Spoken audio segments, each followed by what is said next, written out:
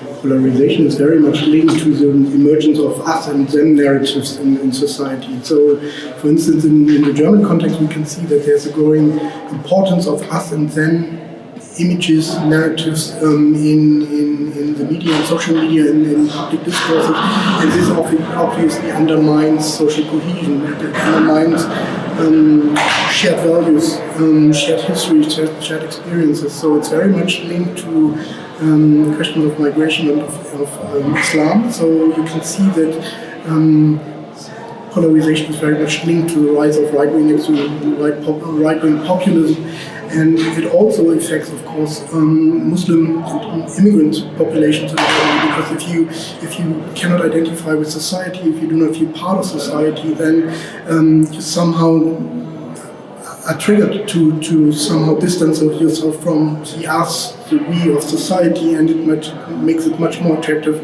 to search for alternative identities, alternative collective identities that you can belong to.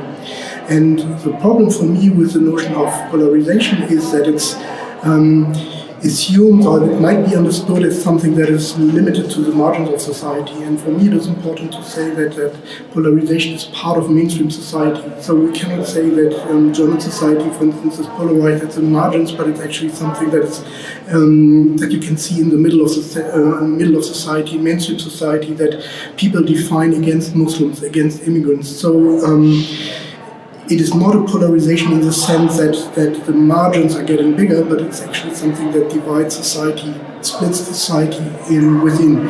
And the second point that I think is important to see is that polarization is not about communication. It's not only like a misunderstanding of public discourses. It's something that is linked to ideological questions. So us and them narratives is very central to right-wing ideology. So it's not something that is superficial in a sense, but you can see that it has an ideological impact and an ideological meaning that is relevant. So it's not only an issue of changing discourses, but it's also about changing society. It's giving opportunities, enhancing participations in society is something that is a means of tackling polarization of society.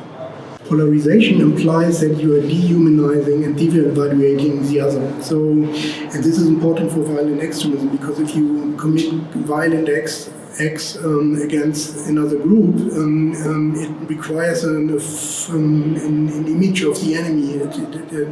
It's easier to commit a crime or a violent act against someone that you consider less valuable than yourself, that you consider not human or subhuman. So in this sense, this narrative of us and them is very much a breeding ground for hate crimes or violent extremism in a broader sense. So my argument would be that a polarized society is the breeding ground for acts of violence, acts of extremist violence in society.